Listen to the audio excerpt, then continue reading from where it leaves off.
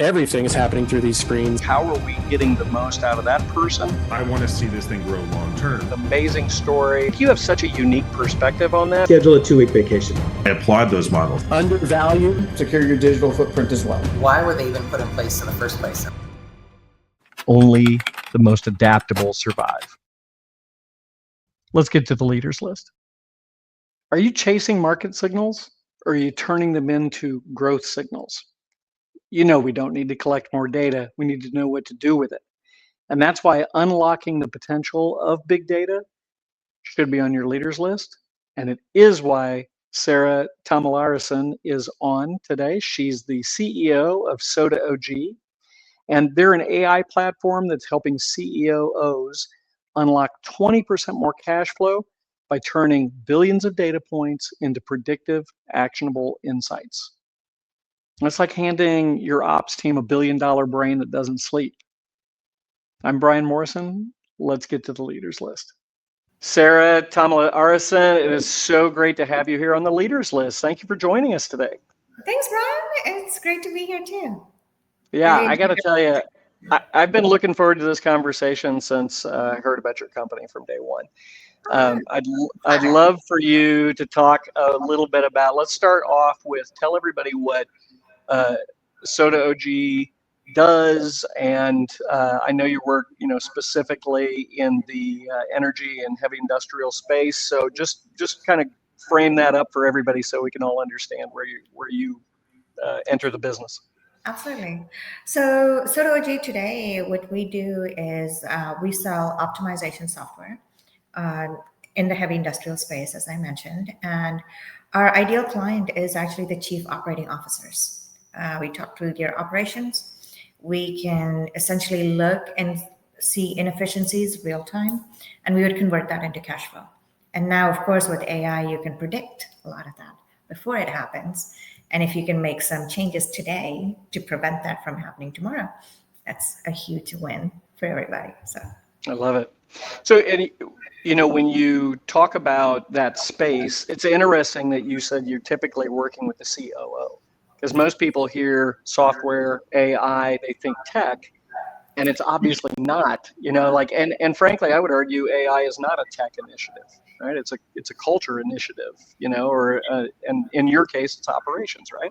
Yes, because it's operating cash flow. When we convert that into operating cash flow, and that's how often does it every day. Is it COO or CFO? Because I would have assumed that the CFO would be pretty interested as well. They are. There's definitely many associate roles, and the CEO is as well. But we touch operating cash flow very closely and with a lot of detail. And that's typically under the chief operating officer's budget. Because, most of the time what you'll find is he's got an entire team analyzing. There's a lot of manual analysis that goes through because people have to look at few things because they're technically complex. So it's not automating that part. It's automating a lot of the other mundane and surfacing those issues real time to the right person, so they can make decisions. Yeah, it makes perfect sense. And you've been at this with SOTAOG for almost 8 years, isn't it? Yes, it started as an idea. And but at that time, I just wanted to bring in the real-time data from the field. Back then, a lot of customers, they couldn't afford it. So say 15 years ago, it was really the big companies that could afford it because you needed to host your data on servers. Now you got to hire people to manage your service. The IT team has to do that, and it's just a lot. It's an entire expensive project all on its own, right? So the small companies were actually left out. With the cloud, I was able to go sell it to the smaller guys and say, hey, it's cheaper. You don't have to manage any servers. We'll do it for you. And let's get this data in. But even when we started with that model, I knew that it's going to be a crowded market. I knew it's going to be very quick before a kid in his garage is going to be able to do this, what I'm doing. So the idea was to bring the data in, know exactly, be very, very clear on what the pain points could be and how we could make that transformational. And it's what we're doing today. So we have more ideas on how to compete and how to do a lot of things for our customers. We're very passionate about our customers. So how about this? Well, before we talk more about the business, tell me about your career path and how you got to that previously before the 8 years started. Yeah, great. Love to tell you more about that. So yeah, I graduated as electrical computer science engineer. I had a couple offers, one actually from Walt Disney, and the other one was from Marathon Oil, which was oil and gas. And I had some student debt, so Marathon Oil paid $20,000 more, and they were closer to home, so I picked them. To heck with Walt. Yeah, I know. And yeah, I moved. That was in Findlay, Ohio. I felt the town was a little too small, just given my background and everywhere that I had come from. So I moved to Houston with Marathon Oil, stayed with them for a very long time.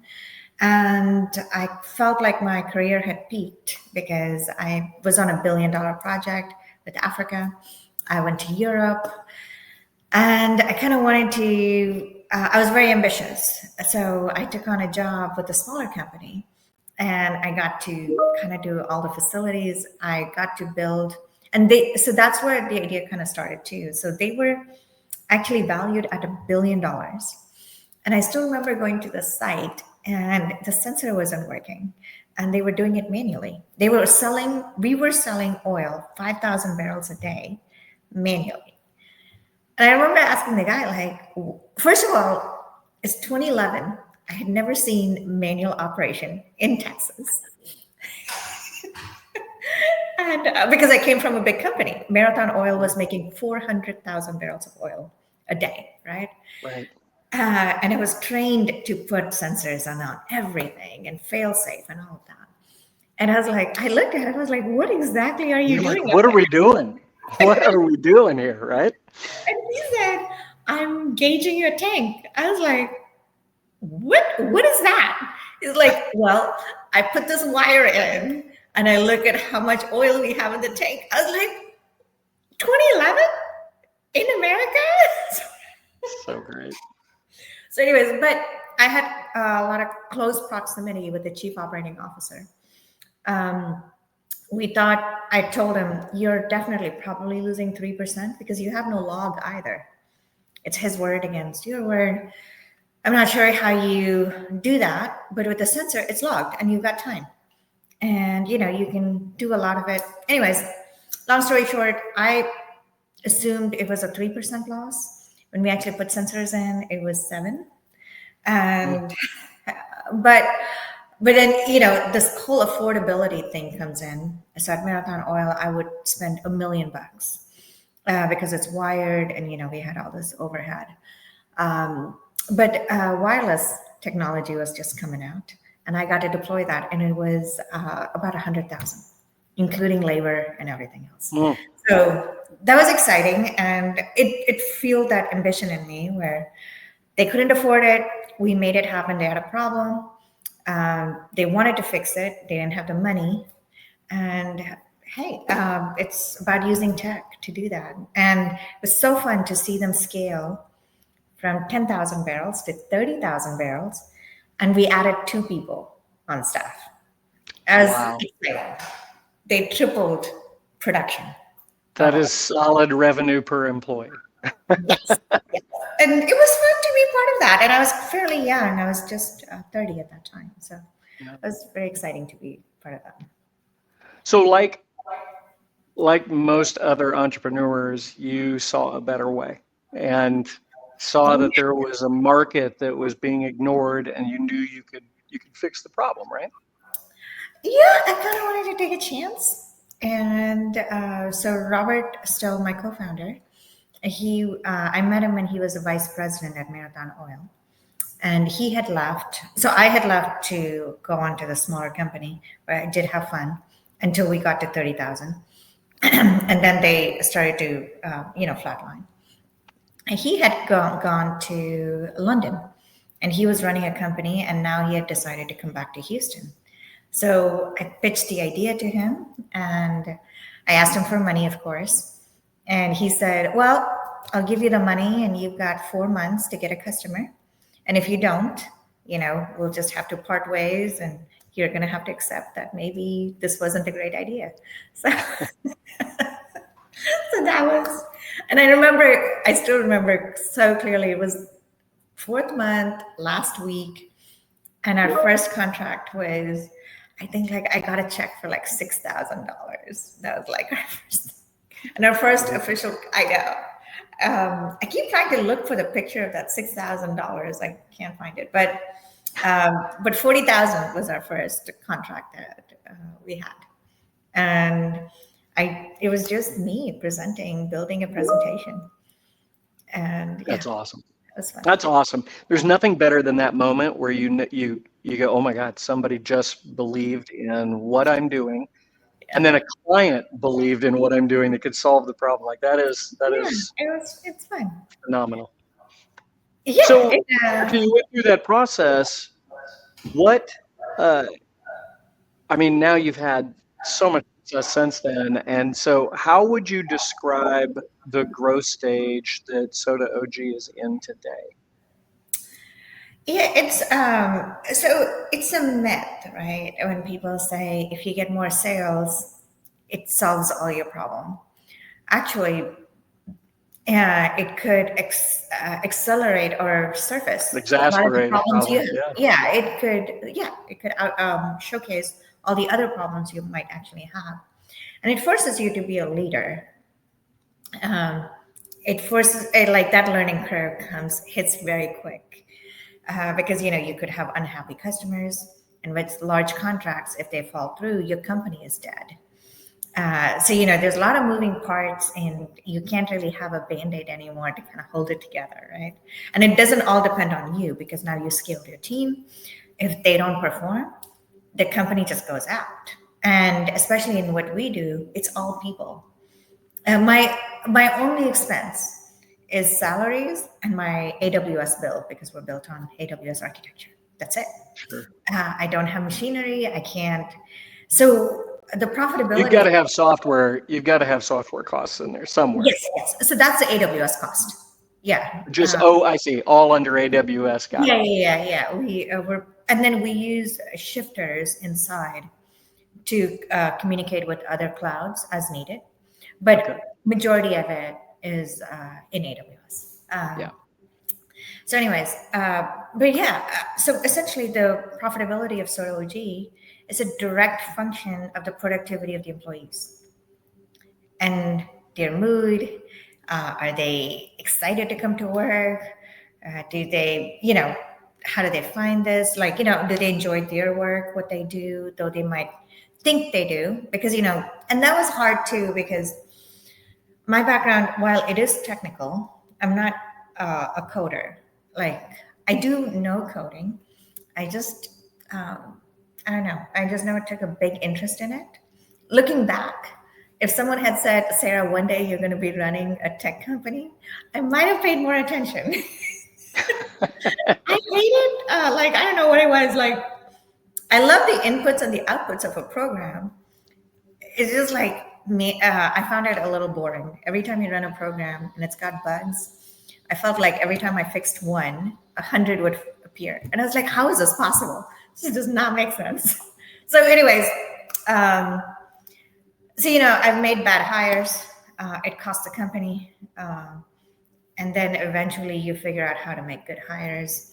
And then, you figure out your sales and marketing, because again, I'm an engineer.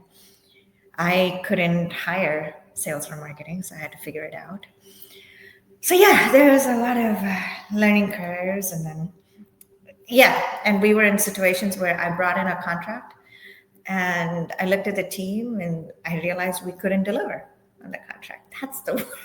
It's a very frightening moment. Very frightening moment.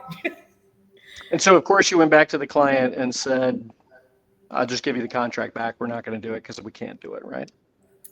No. I figured out. No, you figured it out. Yeah. Absolutely. Yeah. And so in terms of the stage that SOTAOG is in today, it's understanding how culture impacts profitability. Mhm. That speaks to like this concept of a service profit chain. I don't know if you're familiar with that, but the idea that if you have happy staff, that will translate to better work, which translates to happy customers, which translates to higher profitability. And so, That's right. like I don't know if that was built intentionally and you feel like you knew that ahead of time, or was that an intuition for you?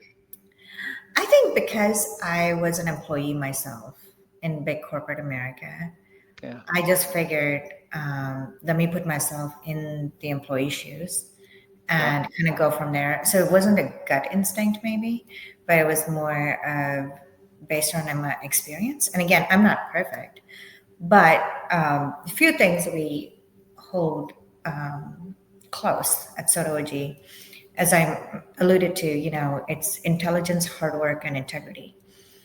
I also had to wake up to the fact that I can't control 100% of the happiness because, they've got personal lives outside of the work. Right.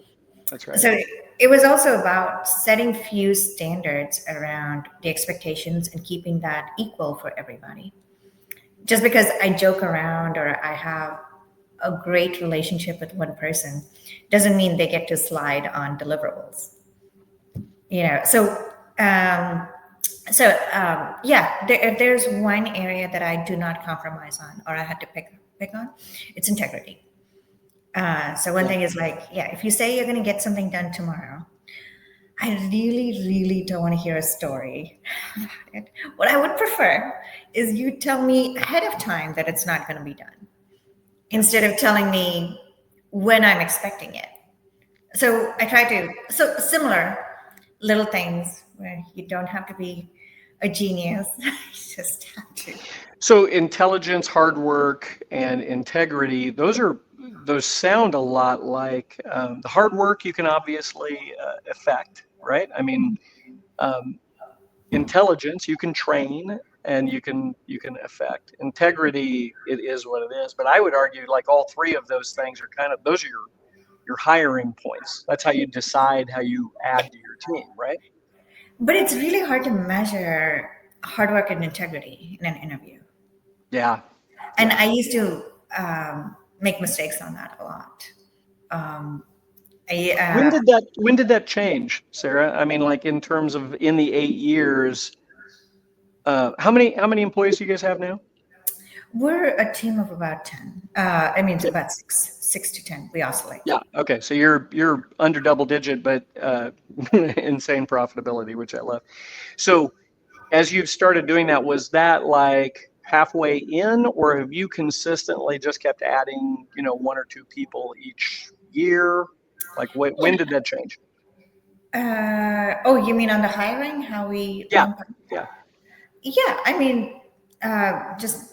We try to have a repeatable tech, and then of course to upgrade the product and improve the product, we keep hiring more folks as we grow.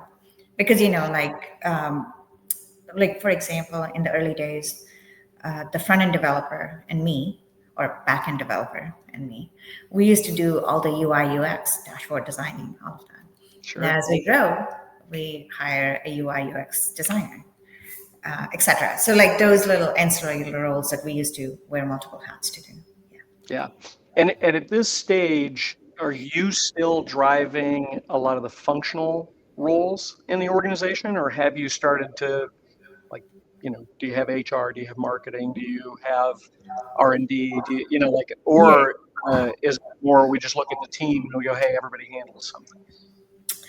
No, I definitely don't have HR quite yet. Eventually we will. And we're actually a bootstrapped company that got a U.S. Department of Energy contract.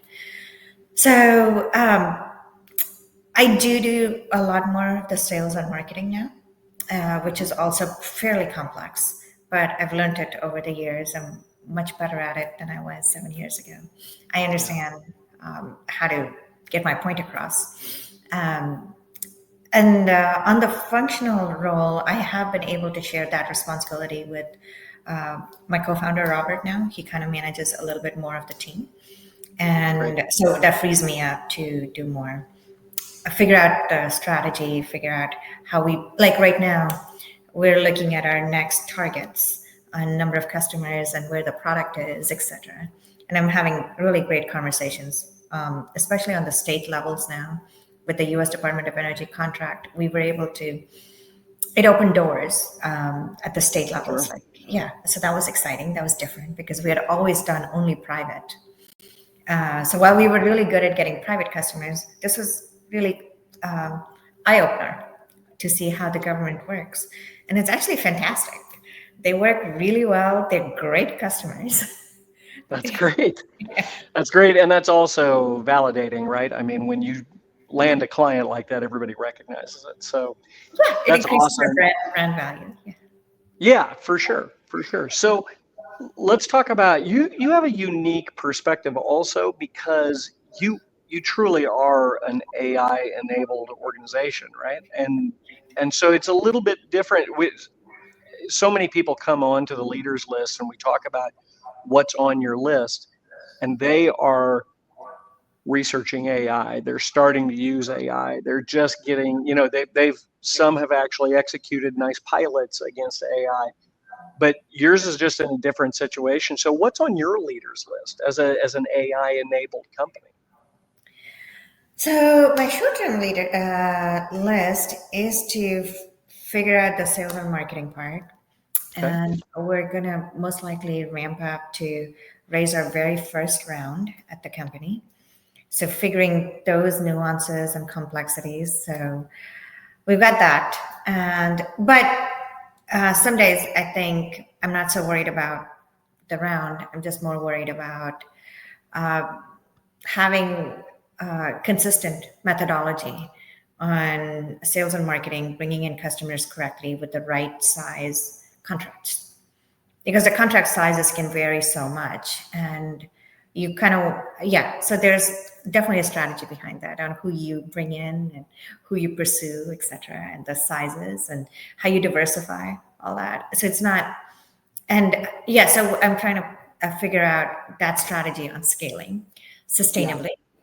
Yeah, moving beyond you, right? Like you just talked about it, and I think it's so good for everybody to be able to hear this because everybody goes through this process, right? Where you started the whole thing, you become, you go through the process of understanding how to get things done, but then you have to be careful because you can also become the bottleneck, and you can keep other people from being able to step up, especially if you're good, and clearly you are. So I work very hard. So I tell people it's not about being good. It's really about just working as hard as you can and becoming perspiration over inspiration, right? Yeah, 1% better every day. It just compounds after a while. Yeah, I love it. I love it. So okay, so that's interesting. Now let's kind of think about the shift from that's how you're managing your business. I always like to get that perspective because you are in the trenches. You are a leader, an entrepreneur. You're doing that so people can learn from what you're experiencing. But you're also an expert on helping people understand the difference between, market signals and growth signals, and really understanding that data and how it changes the organization. So talk to us a little bit about how, if I'm a CEO and I'm running a business, how I can start to learn from your area of expertise and what should be on my leaders list. It really depends on which stage you are and how big you are, right? Like, so if, for example, a company like Marathon, I think innovation is hard to adapt. And I mean, there's a lot, it's harder to do new things as a big company. So I think it's how do you reform the culture so you don't lose out or lose the edge on becoming, for example, like looking at deploying wireless sensors to cut your cost by 90%. Maybe that's something. company that big never really looked at, thought through because they're so rigid, right? The smaller companies, I think sometimes they do feel that because they're smaller, they're agile, they can move faster. Sometimes I do notice a little bit of an arrogance that goes along with it too. You gotta have a little bit of chip on your shoulder, right? Yeah, exactly. And I see that a lot with a lot of CEOs. And it's always interesting when I see it with a CEO that runs a smaller company versus a CEO with a larger company, because in your mind, you think it would be the opposite, but it's not. A lot of times it's not, from my experience. Well, if you think about it from a psychological perspective, the smaller company CEO is probably the one who founded it, True. has a different appreciation and love for what they've done, whereas the larger the organization, the more the operator comes in to expand and extend, which becomes a little more, not academic, but it is a different mindset. You don't have that same kind of ego and emotion and love for it sometimes. But the bigger operators actually they have a high standard of excellence in operations. For sure. And yeah. It's amazing. It's something I always look up to. And the smaller guys presume they have it when they don't. And you really they accept measuring with a wire. Exactly. Yeah. They think that's okay. Yes, exactly.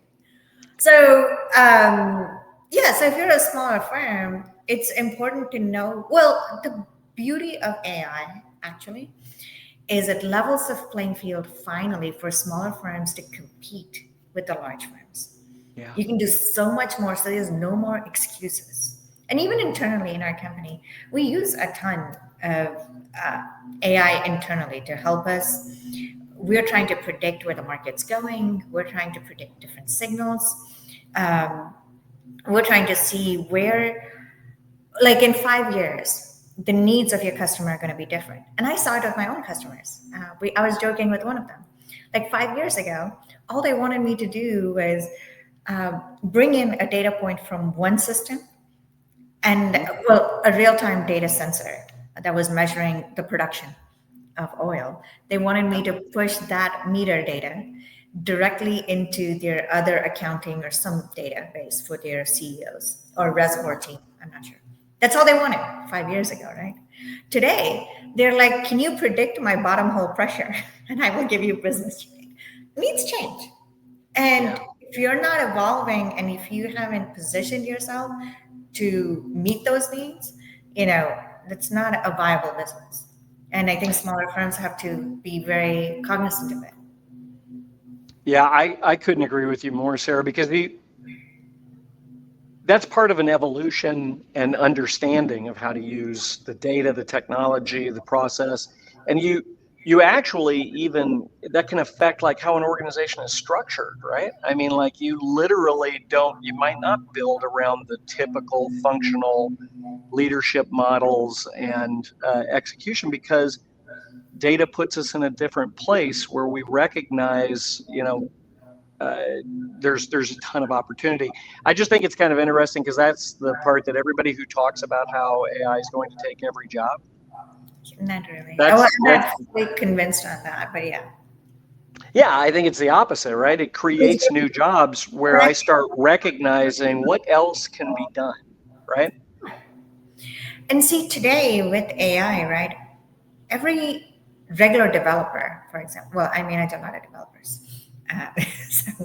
Every regular developer gets a promotion. They can be architects now because AI is going to help them. They get an instant promotion, higher value. So it's not that, and there's a lot of services on the market today where they ship code, right? And you have to be a developer to understand and still debug the quality of it. But again, 80% of your work is done. And now you can be an architect. You don't have to be an entry-level developer. Or you could just learn and upgrade your skill set and become a senior level developer. So all of those opportunities should be leveraged. Yeah. So guess what? It positions SOTAOG to have architects in our company, which I compete with the larger firms where they pay a lot more for that same skill set. And it's absolutely flattering for me every time. So these last, we've actually had consistent number of bids this year where we bid against multi-billion-dollar firms. And we won one of them, and we're still waiting on results on a few more. But it's absolutely exciting because now we look and feel, and our solutions are just as good. Our outputs are tested, etc. So and that's the difference, right? I mean, like, as you said, AI is it levels the playing field. And so now if I'm thinking ahead from, like we were talking about, market signals to growth signals, and I'm thinking about how I'm going to look at that, are there any frameworks or processes that you use to convert that market feedback into strategic initiatives? So I now know, what am I going to use that data for, and what am I going to go do next? It's almost like playing poker. Or like, it's like there's a piece of it like that feels like gambling because, the market signals, it's how you analyze it and you kind of stress test it based on the unique historical experience of your company. That's what I would do. Because if you go all in, you could make wrong assumptions. And if you put in too many, if you risk too much of capital or whatever, resources, whatever you want to call it, into the wrong assumption, you're just setting yourself up for the wrong path. So I love it. You're going to make bets, but just like in poker, there's odds, and you can play the odds. You got to figure out those odds and stress test it against your own expertise, right? So, for example, the assumption I made when cloud was first coming on, and I got my first $40,000 customer, right? Yep. I knew that this was going to because I knew the cost of entry was too easy. The barrier of entry was too easy, right? If anyone else, if I could figure it out, I knew an MIT kid could figure it out, right? Like it just wasn't too much to it. I've always heard the innovation argument is that any good idea, 10 people have thought of it and 3 people are working on it. Exactly. So my assumption played out. If we didn't pivot, if I didn't set up the company to do optimizations, run engineering calculations on real-time data back then, we would be toast now, right? Because that same customer that only wanted data integration 5 years ago, right? That's all he really wanted. It was a data lake. And everyone talks about data lakes. And I was like, that's just data integration. It's what you do next is what matters. Well, that's because you came from the ops side, right? So you'd thought about, how do I activate this information? You just were irritated with the fact you couldn't get to it. Yes. So but it was important that we put the building blocks then. And that's what has helped has gotten us to the table to bid against multi-billion-dollar companies. And it's absolutely exciting. Yeah. It's incredibly exciting. You guys are going to kill it. I know you are. So if a company is thinking about how they're going to make an investment in a data-driven strategy, right? So if I'm thinking about your types of clientele, what are the common pitfalls? Is it exactly what you just said? Like they don't put the pipes in place and the data is not flowing properly, or is it access, or is it the wrong people involved in the project? Like, what do you see happen that keeps people from being successful? So for my own clients, the chief operating officers, I'll say I see common problems every day. A lot of times, like this is the number one thing I hear from every chief operating officer. It's kind of hilarious now. They say, I spent the money. Trust me, all the sensors are there in the field. Trust me, I approved millions of dollars. So it's got to be there, right? And so anyways, I'll, typically after integration or whatever else, we'll see like the sensor was bought, it was never commissioned. Sure, perfect. Yeah, you go, okay, I'm glad that they're all out there. Let's see the data flow. And all of a sudden you go, it was never turned on. It was never turned on. Something else. I have some bad news for you. Yeah. So they want pipeline optimization. I can't get the pressure. And then I don't want to share the bad news, right? So I would just say, hey, you know what? It doesn't look like the sensor was turned on. Maybe someone forgot when they commissioned it. I don't know. But guess what?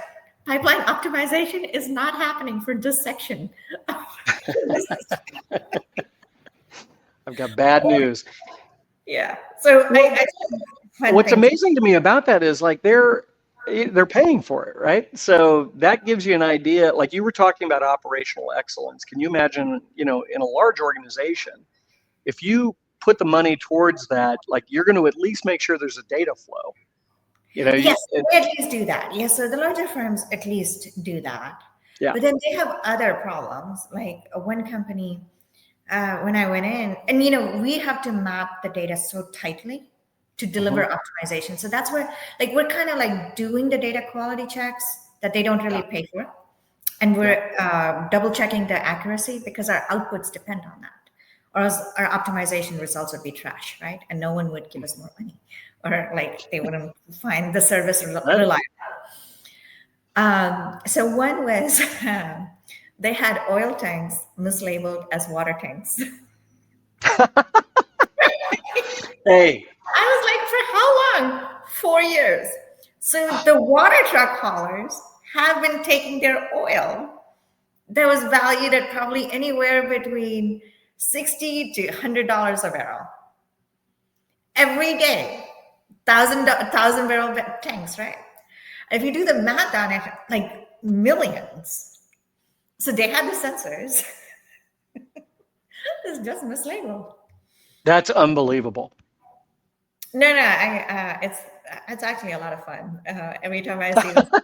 Because you didn't do it. Yeah. Because I didn't do it. I know. Right. It's kind of fun. That's amazing. But it's just a great reminder, right? We get into this habit, especially when you're running an SMB, right? If I've got 50 people, 100 people, it's really easy to get lulled into the belief that things are going fine, doing all right, and you don't pay attention to every the minutia of the data, and so that's a great story and painful one that everybody should pay attention to, right? So who's going back and looking at and driving the smaller elements in the business? That's a huge piece. It's but just excellence on the small pieces. You're getting to the micro data, Right. and the macro problem is what got uncovered. Yes, because every operations, you've got cash flow sensors and then you've got diagnostic sensors. You can, separate your sensors into two buckets, and they both give you valuable information every single day that you could manually use. Like a lot of COOs should actually use their cash flow sensors to know how much cash they're making a day and not be looking at manual reports, right? That would be the first step. Yeah, it's interesting because you were talking earlier about, humans and how you've identified now like what profitability looks like and what hard work looks like, but what's your sensors on people? Yeah, that I'm still cracking the code on it. So I love it. No advice there. Well, Sarah, this has been fantastic. We just want to thank you for sharing all of the information you have about your business and what you're working on. And then I think so many organizations can learn from a company like yours because technology and AI you don't look at it as a tech process, you look at it as a cultural change, right? I mean, you're literally building a business around it. And so it's fascinating to get your perspective. I am curious, in closing, if I'm a company that has, I'm CEO, I've got a couple hundred people, and I am thinking about AI, you just talked about like where your growth stage is, what you're thinking about at this stage. If I've gotten to the point where, relatively early in the process, do you have any recommendations on what they should go and leave and do after they finish watching this? Yeah, I think after they finish watching this, if whatever the number one problem they have, and then kind of step down and see with the existing data sets they already have, can they solve that? Can they make it faster? Can they get an answer to it? Because there's this myth that I have to go get more data. I need all of this, but it's really the data is already there in your organization. It's how you connect the dots and how you run a decision playbook on it with rules and analysis and predictions. And that will give you a lot. That's super smart, right? Solve your biggest problem as fast as possible, but do it with a systems mindset. Yeah, and use the existing data you have first. Yeah, I love it.